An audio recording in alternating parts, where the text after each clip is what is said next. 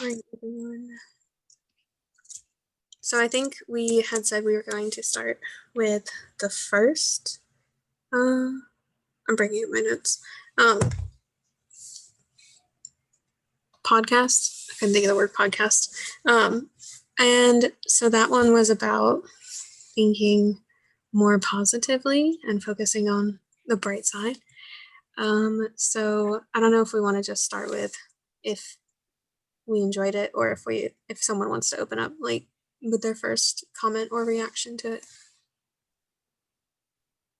Well, I have a few comments. I did like the overall, like the world is less overtly violent than it was in, during the recorded times. And we have less poverty, regardless of the headlines, to keep that in mind, to not be caught up in that sensationalism. And I really thought that it was poignant, the question that Obama had put to those students, like, when would you be born? If you could not define where you were going to be born, what sex you were going to be, what race you were going to be, like, you would pick right now. That's what you would do. So that, does definitely cement in my mind that, yeah, it's better than it has been. I liked the idea of data-driven hope. That's really kind of what I think that the message was, even though it wasn't really put that way, that hope that we can change the world for the better, because it has been done before. I think, though, that I do have some criticisms. So you want everyone else to say what they liked first, and then we can talk about some of the ways that maybe we could, we would have reshaped that conversation to be a little bit more in depth. Yeah, I would like to bounce off of your comment. I wrote down the question that Obama posed because I thought it was really cool. I think it's one of those questions that kind of sparks like a thought process that not a lot of people go through. And I liked that he added to the question without knowing like what your demographics would be, because that would change the answer by a lot. And so I think it was really interesting how I mean, without knowing your demographics, yeah, I think I would even choose today, even though I don't like, I tend to think more negatively about the world. I think we are in a better space than any point in history.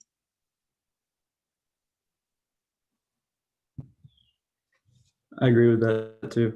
I think that that quote really stood out to me, as well as just, I mean, the intro to it all of just looking at the cold, hard facts and really just realizing that now there's several things that are way better than they've ever been before. And I think that was one of my biggest takeaways from it. Is just I tend to have a kind of lower, like harder view on how things are. I'm not very faithful in humanity. I want to be, but I just it was interesting to go and step back and kind of just look at it from the graphs he was mentioning. I think I'm the same way. I'm a natural pessimist. So for me, it's hard for me to look at the silver lining. But one thing that I really appreciated that Dr. Pinker mentioned was that, in the news, because of the availability heuristic and that bias, that we're always seeing, right, all of the negatives that are occurring. And he said, it's not necessary to put in good news all the time, like the new little tigers born at the zoo, although that would be adorable. So, I mean, I'm not against that. But I think that, balancing that out with ways that we've come up with solutions and different ideas. And I forget which podcast this was mentioned. I think it was this one, like putting, where he was talking about climate change and different solutions that he's thought through too. I think that, including that kind of stuff in the news as well would be helpful, so that we could see, there is hope that we can solve these problems to not become helpless, because that's a big detriment to our society, right? When we keep looking at the news and we're like, right, like 2020, and we just become paralyzed, right? That's happened to me a few times. So I think his idea of putting into the news more solution type of updates, like this is what we've done in the past, or this is what we can do, I think that would be beneficial. Yes, I do feel like we have changed a lot over the years, and that the media does have like negative effects on how people think. Like they start to have like glass half full type of person, like the pessimistic thinking, just because of the way that the media portrays these different types of stories and news articles. But I overall did like, as like everybody did, what Obama said. I think that would be foreign during this time, just because a lot has progressed, and I feel like we feel that it hasn't because, again, the media. And if you look how they portrayed COVID, it's kind of, I guess, similar. Yeah, I think that's a good point about the media is I tend to focus on the negative just because I have the viewpoint of we have a long way to go. Like we've come a long way, but there's still a lot more to change. And I think that people tend to use the progress as an argument against further progress. And so I have the viewpoint of where it haven't progressed very far because we still have a lot to do. And I think that has a lot to do with the media of focusing on the negatives and always bringing up like what's bad. And I don't know. I think it's especially with even the presidential election being this year, like you said, Katie, or Dr. Burke, sorry, I do that Oh, every you're time. good. I just look at your name. Um, uh, with that feeling of hopelessness of like it's almost out of our hands and the problems of the world are so big that I feel like nothing I do can change anything, but focusing on more of a solution based thinking rather than extremely positive or extremely negative, I think is a better way to look at things.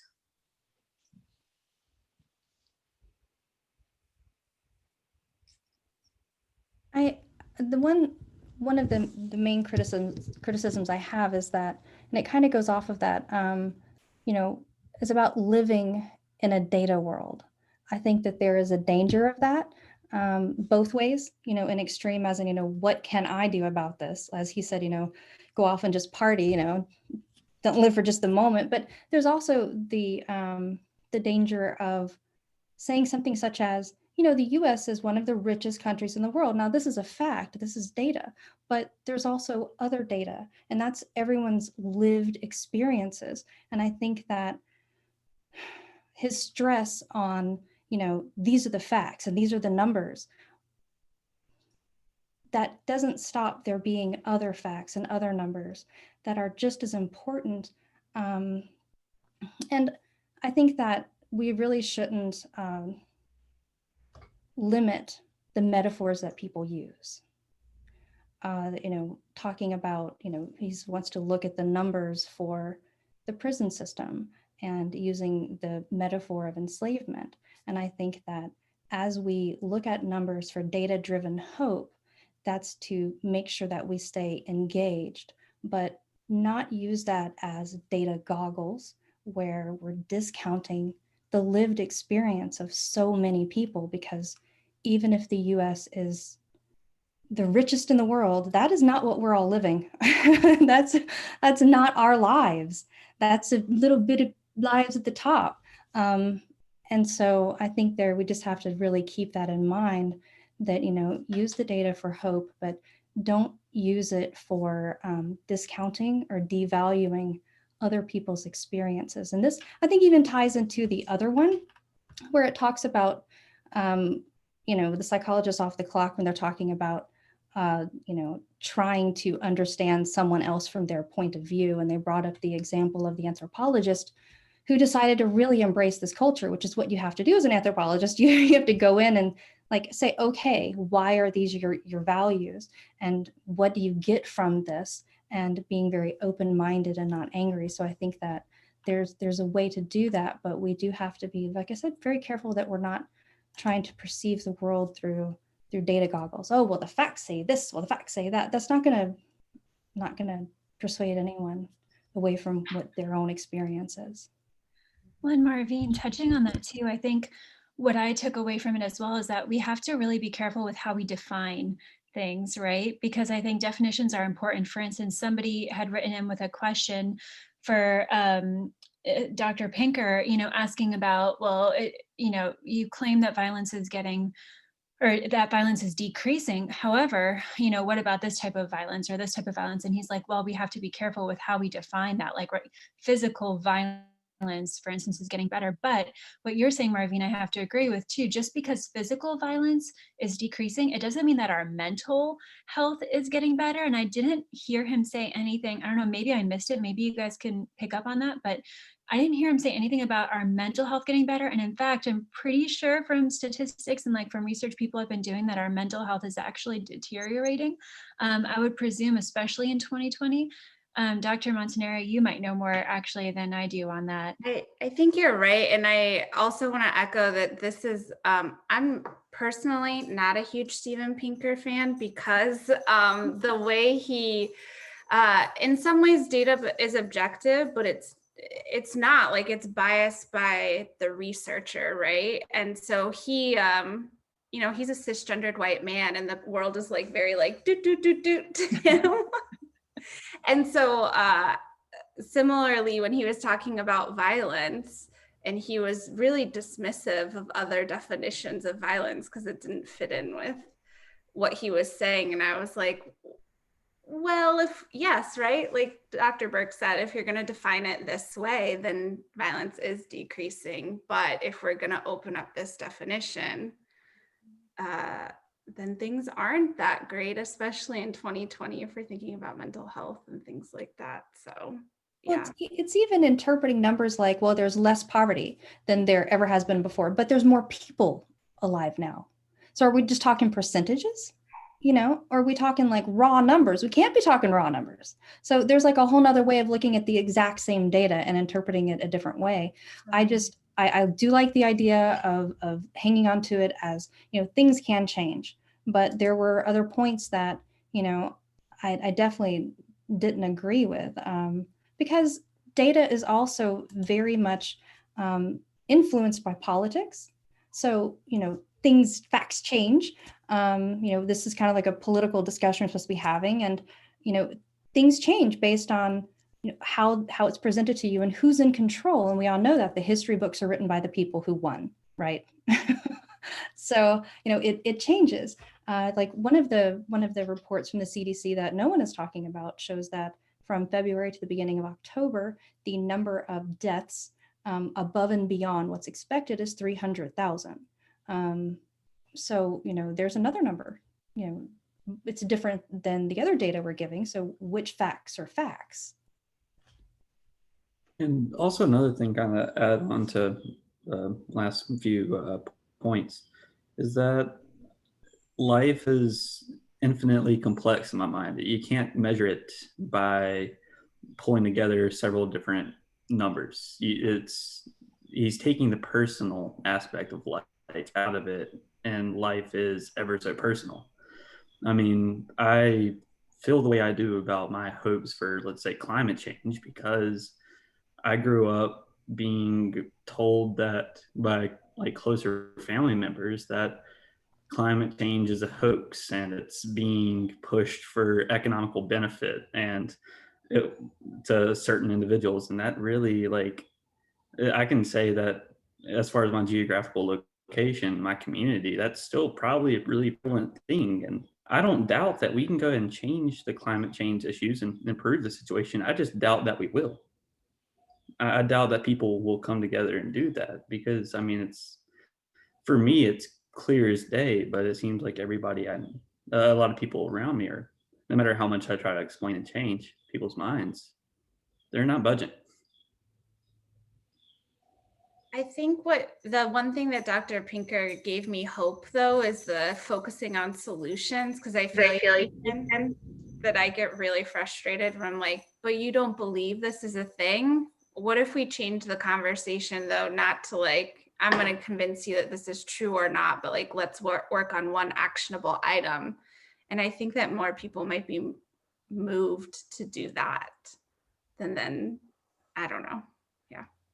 So I have a question for you guys. So when talking about that, like having a discussion with someone who has like a different viewpoint, do you think that people who are more well informed about politics are like the most stubborn, or is it vice versa, like opposite? I missed what are the most what? So people who are like the most well informed about politics, are they the most stubborn? Oh, stubborn. Okay. Good point, because I have a coworker that likes to argue politics. He's a, oh man, I don't even know what his viewpoint is, but he just likes to bring up the conversation, and it's one of those things that people tend to shy away from. And he'll do it while we're working together during lunch rush. I work food service, so we'll be bagging like food together, and he'll just bring up what do you think about the capitalist system? And he has like so much information in his head about like facts and figures and data and all this historical facts. And that's what I'm worst at. So I am great at like a research paper because I can sit and think about it, but I do not have the information in my head to argue any sort of historical information with you.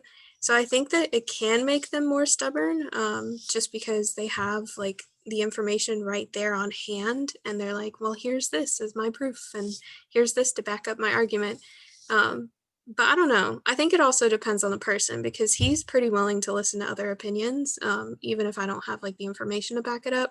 Whereas I feel like some people would be, well, come back with, I don't know, some statistics, and then we'll talk about it. I think it depends on the person, but I think it makes them more self-assured in the argument. I That's a also good feel person. like maybe it depends. No, you're fine. I feel like it depends on like how that person informed themselves. Like, are they informed on all sides of it? If someone's properly informed, then they can argue for and against any topic in any way, because there's so many different ways to look at every single like topic that you can approach politically. So if someone's actually truly more informed, then they can probably see both sides, your approach, if there's logic to both sides of it. I think that does come into what the psychologists off the clock were saying about be curious, not angry or outraged, because coming from that moral high ground doesn't accomplish anything.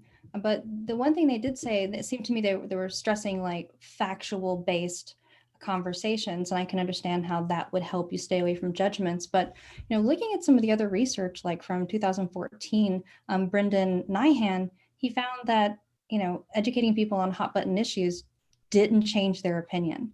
It came down to when he did a follow-up study in 2015, it was that telling people personal stories actually helped change them. So it is about emotion, but it's about using emotion right. I think the one thing that the psychologist off the clock got, that struck me was that they said if you wanted to change someone's mind, you had to be nice, you had to build trust, establish respect, listen, and maintain openness and warmth, because arguing isn't going to do anything. And I think that when you look at that and you look at their story about really trying to understand the morals of what someone else is doing that's so foreign to you, the message of the podcast could have been clearer if they had said, you change people's minds by first understanding the value that they get from having those ideas, and that you're not going to be able to dig down into that unless you are trusted and you listen without judgment, which in short is to be a mindful anthropologist. Use cultural relativism. Don't compare your side with their side. You're not going to come up with the right argument to actually persuade someone unless you really do understand them. And we, as you were saying, like the person that you're working with, Kaylin, he sounds really curious, but we're all so like afraid of how terrible it can go that it's easier to be like, oh man, here comes this argument, here comes this debate, right? That can go south at any second. And so we stay away from it. And that is hard. We've seen again and again that, why try, right? Why even try to talk, which is why we've ended up with such a divisive nation. People are definitely split and not willing to talk to each other, because it is hard. I think it's very hard to maintain openness when we have so much passion about these subjects. And it is very hard to see how, as the psychologist off the clock said, actively assume the other person means well. And I think for me personally, that's hard. There are some beliefs that I'm like, no, no, turned off. I can't even listen to you anymore, right? And so, you have to be like pretty amazing person to be able to get past that and open those conversations up and build that trust in order to figure out another person. It's a Well, and I lot of think, effort.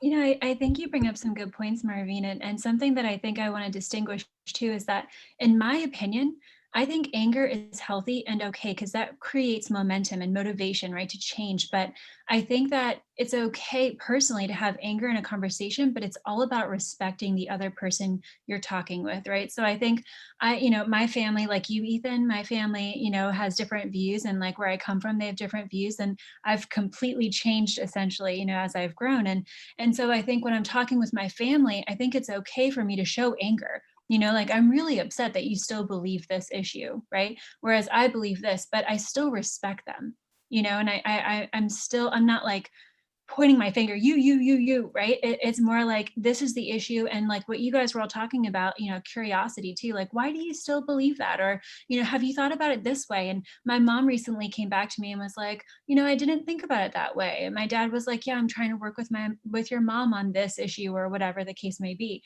So I think it's also important, especially for women too, because women are told not to express anger, right? Sadness is okay. But anger, I feel like it should be, this is just my opinion, I think it should be allowed, and as long as it's respectful, I think that can make waves. I don't know what anyone else thinks, that may not work for everyone. Well, that's knowing your audience, right? Like your family, you respect them, they respect you. It's you've already built that relationship, and I think that it's hard to hold back that passion with someone who you've not built that relationship with. So there's like practically nothing to lose anyway, right? And even just a little bit of anger with someone who you don't know very well at all. I do agree with psychologist of the clock, and that doesn't work. But I do agree with you on the anger, the issue of anger, because you know, looking at the bright side all the time, you know, there's a place for anger. It can get things done, like the protests that are happening. They're important, and as soon as people stop being angry enough, they're going to quit going, and things won't get done. Rebecca Traister has this really good book called Good and Mad about female anger in particular. And so I agree with you, Katie, that, and I'm slowly reading through it, so I'm not all the way done, but like the importance of like well-placed anger to really illustrate like how, because oftentimes anger is the emotion that bubbles over, but something is usually under it, right? Like you're deeply hurt that your family doesn't validate your identity or something like that, and it comes out as anger. And people can hear anger, I think, in ways that they can't hear the like deep hurt. So there's a really powerful place for anger in conversations about identity and things like that, I think, as well.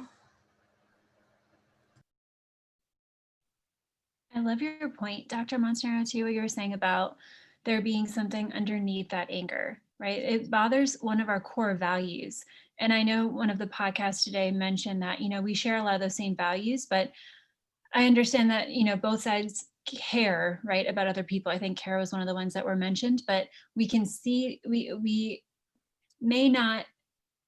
So I think it's still okay for us to be angry because our version of care is different from theirs, right? Because it comes from, like you're saying, a deeper place of really, I don't know, finding a frustration with the way that you think human life should be. So it's interesting. I'm going to read that book. So thank you.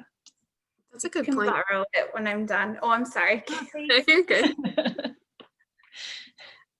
I was going to say, I think that's a good point. I think that underlines a lot of politics is it ends up just being angry at the other person or just arguing about how you think human life should go, because that's what politics is it's how we run the world and how we think people should interact with each other or have access to certain things or not. And I think there's a lot of anger when it comes to talking about politics, because I think that our political views, I'm trying to put this into words, our political views are very personal and they come from personal experiences. Marvina, I think you mentioned that earlier. where you form your opinions through what you've been through, whether it's what your family raised you or to believe, or what you've experienced just in your lifetime. And so when someone differs in those opinions, it feels very personal, like a personal attack. And that's where a lot of the anger or even hurt comes from, is someone just arguing against your own personal experience and saying, well, your experience doesn't matter, or I see it this way.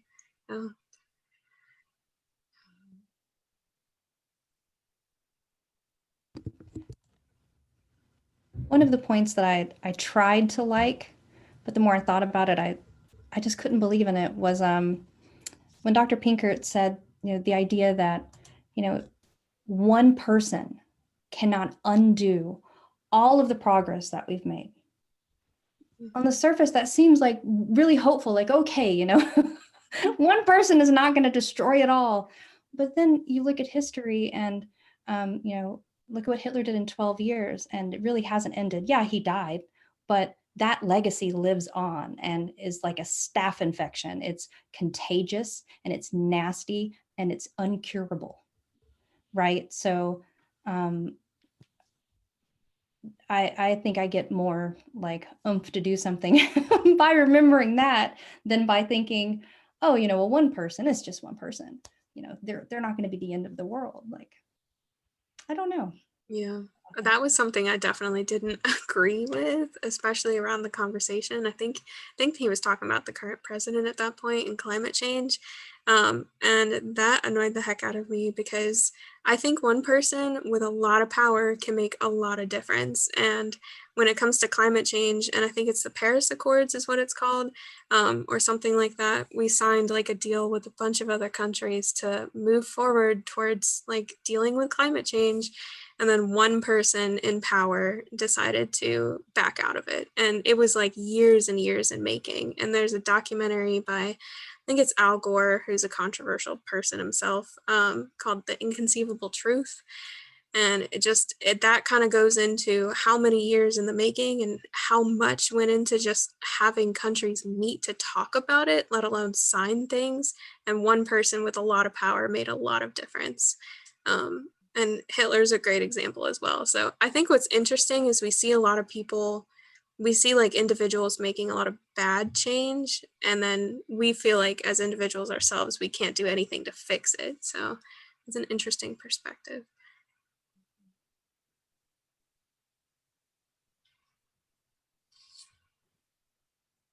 I feel like I've been discouraged because I see that change happening from people in powerful positions.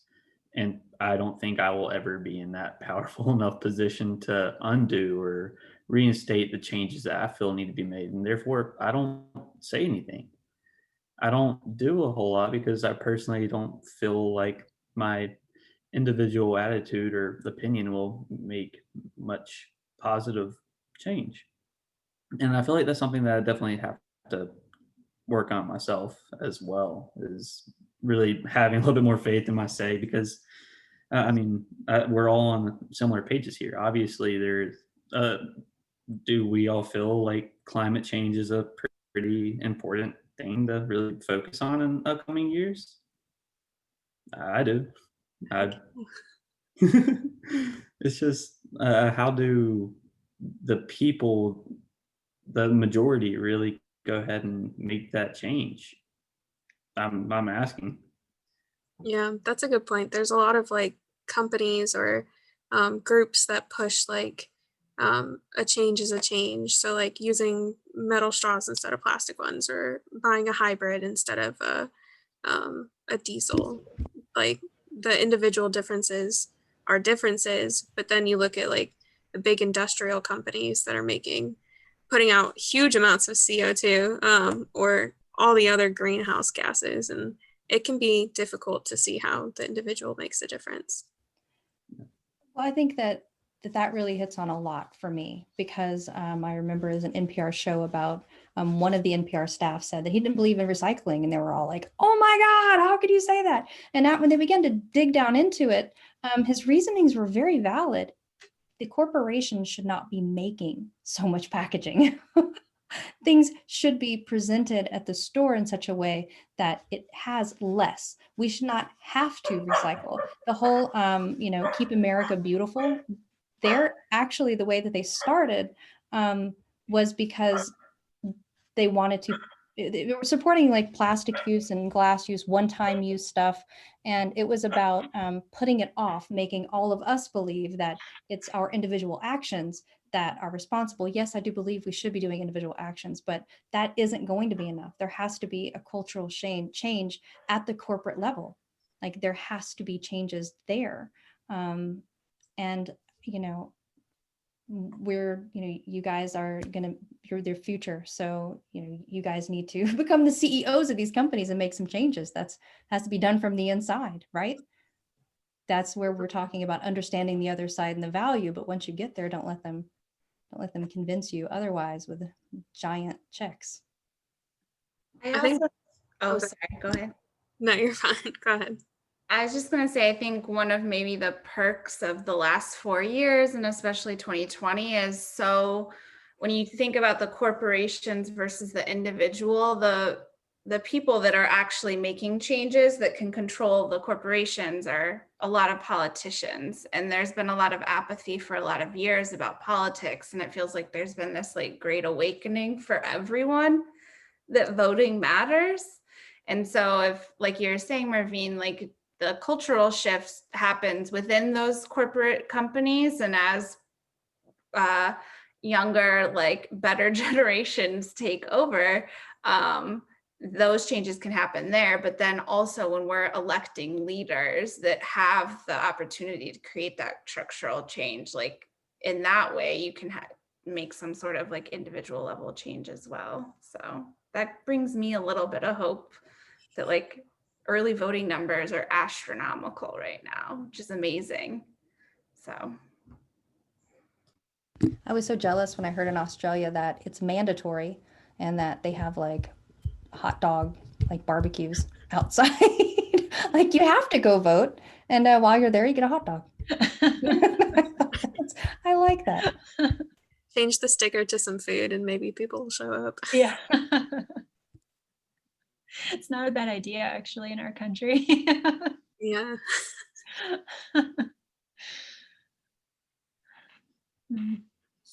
Yeah, I am inspired by the number of people who have voted, because like you all were saying too, I think apathy has been a big problem. I mean, I know when I was in college, I wasn't as into politics as I am now. And then I look at all of you and I'm like, wow, you guys are all really inspiring me. I wish that I had taken more into my hands when I was younger too, because now I feel like I'm passing everything down to my daughter, who just turned 1. And it's hard for me to realize that I haven't done as much as I should. So now I'm trying to catch up. I feel like in large part, maybe the millennial generation, is just trying to catch up, where I feel like Generation Z, you guys are all really putting a lot forward, especially into politics. And also, I just want to say too, I know last week in our Psychi meeting, we were talking about how people don't feel comfortable talking about politics at the dinner table. And I feel like now we're starting to realize a lot of the things that we mention they're under the umbrella of politics, but they're actually human rights issues, things that we should be talking about on a daily basis with people we don't even know. And respectfully, of course, but I think that's also changing, where now, in the past they say don't bring up religion or politics or whatever else. And now people are bringing this up, right? You hear about sex and politics and religion with people you don't even know. And I think that's a beautiful thing, that we're encouraging that openness. I agree. And I think part of the reason why because when I was in high school, I didn't think about politics either until I could vote. But I think part of the reason why a lot of people are joining more of the political world and getting into it is because it's affecting a lot more people. And I think that the hard part is accepting that a lot of people haven't thought about politics because it didn't affect them. And I know the people around me are affected by even just healthcare policies, or like the flag on my wall, like the LGBTQ community is very impacted by politics. And I think it's interesting how people become involved once it starts impacting their lives and the people around them. Because it becomes a lot more personal and a lot more important. And like Dr. Montanaro mentioned, it's important to make a difference in any way you can. And as a citizen who's not in the party, the only way you really can is by voting and putting people in the party that you want in there. Well, and also like what a privilege it is to like not feel like not talking about you specifically, but globally when folks are like, politics don't really matter to me. Like that's such a privileged position to not see the immediate impacts of politics. And that was something for me that it took me too long in college to realize that it was like, you've got it pretty good if you are just now being awoken to these things, right? So I think when a lot of people say they're not affected, either they're on one extreme or the other. Either they have it really good, or it doesn't matter who's elected. They're going to still have a terrible job, making minimum wage, not having enough money, that they've lost that hope. They've lost the hope that that whatever they do can make a change. And so when someone says it doesn't affect me, and you're looking at them and going, but it affects you this way and this way and this way, it's so hard to then be empathetic to, we're just thinking, oh, you're so stupid, but to be empathetic that all of their emotional space, all of their mental space has been completely occupied with just making it through the day. That's what we said earlier, just surviving. Just survive, yeah. I think that empathy is hard to maintain. I mean, empathy is not, infinite. as psychological research has shown, it's not infinite. It runs out. We need a break so it can like build back up. And none of us have been given a break for a while. So it's definitely hard to understand the other side. Also, something I wanted to ask y'all that I've seen, this isn't from me, the podcast, but something that I've seen personally from a lot of my friends. I have a lot of friends that are third party. They don't really identify their values with either Republican or Democrat.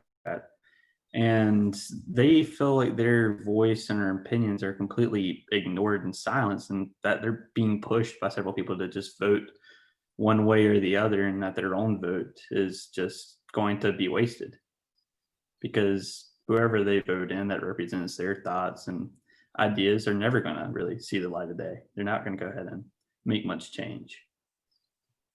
You just reminded me that my coworker is a libertarian. Mm-hmm. That's why I forgot. I find people that can tell you anything about politics or can memorize every single hot button issue and have a really in-depth opinion are third party because they don't really agree with either side. The bipartisan system.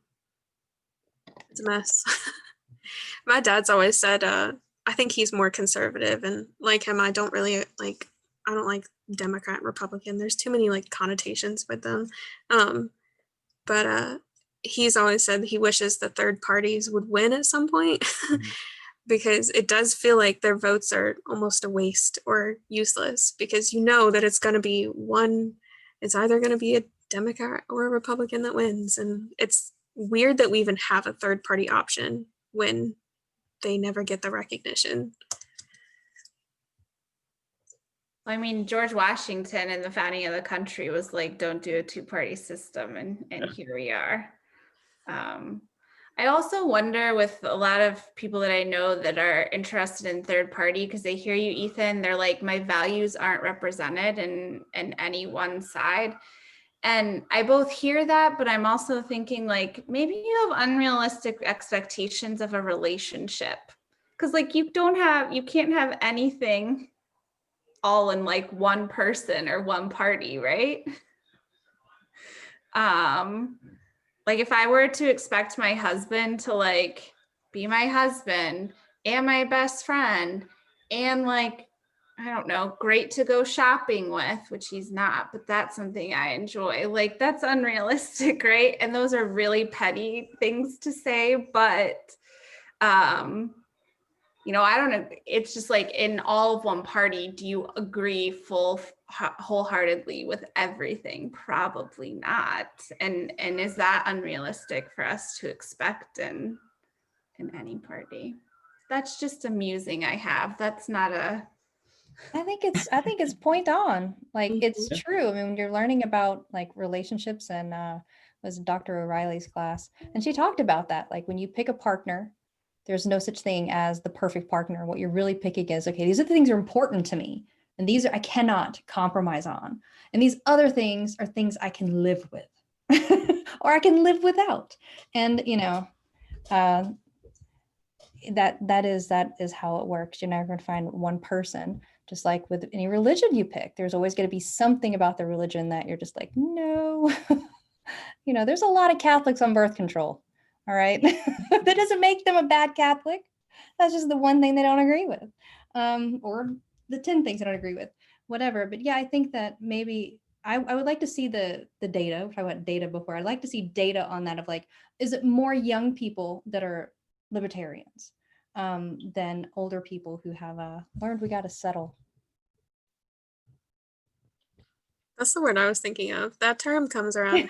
I mean, I've only been in 2 elections, but even when I was a kid, I remember that word, like, I guess we'll settle. And I feel like it's a good point to make, is that you're never going to agree with everything that someone has a viewpoint on. Like, and I guess you go with the candidate that you have the most agreement with. Most people just vote in their party. But yeah, I feel like whenever people have the attitude of, I guess I'll just settle, it's like, I mean, you have to. It's a choice, this or that, or third party. Right. Well, and you're not, I hate the term settling. I know that it feels like such a, like I don't have words today. I'm just doing motions. It's also like, these are big structural things, right? And so you can't move a mountain quickly. As much as Donald Trump has done in 4 years to move things quickly. So voting each time for someone that like gets more and more aligned with you, and hopefully everyone else does as well. Like maybe when you're in your 50s, things will look different. Hopefully they look different for like Gracie in 10 years, 20 years or something. But also maybe I'm just like way too hopeful that things actually change and we're all going to die in a dumpster fire later this year. Who knows? You mentioned Generation Z earlier, and one of the things I learned in Dr. Chiarella's class is that Generation Z is the most depressed. They're the most depressed, and we put a lot of pressure on them.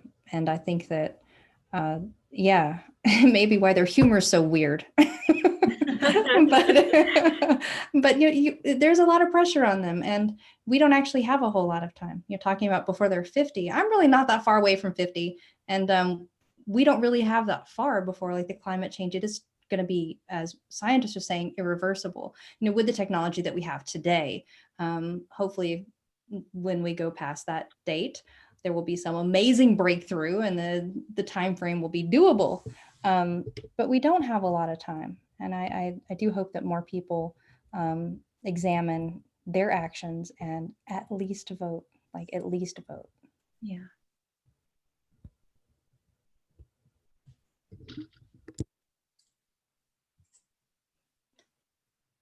Well, I've really enjoyed this discussion. I think it's been really interesting.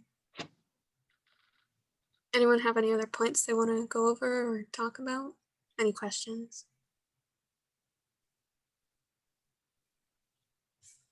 I just hope that we can inspire more people to have these types of conversations, because I think, especially in an academic setting, it's necessary, right? And I think oftentimes people feel offended or insecure or worried about conversations like these that touch on more personal matters. But I think this is the space to have these conversations in, where we can be intellectuals, right? Trying to come up with solutions. And I think listening to these types of podcasts are a phenomenal idea, or a phenomenal way to encourage, other young people to start thinking about this as well. And so Yeah, I loved this format of this discussion. I hope we can get more people involved too, especially when we're in person and not as virtual. But I also really want to thank Dr. Montanaro for joining us today, because her insight is always so valuable and amazing. I am her #1 fan. So I am Very much unearned, but thank you for having me. Agreed. Thank you for joining us. Yeah. All right. Well, I'm going to stop the recording.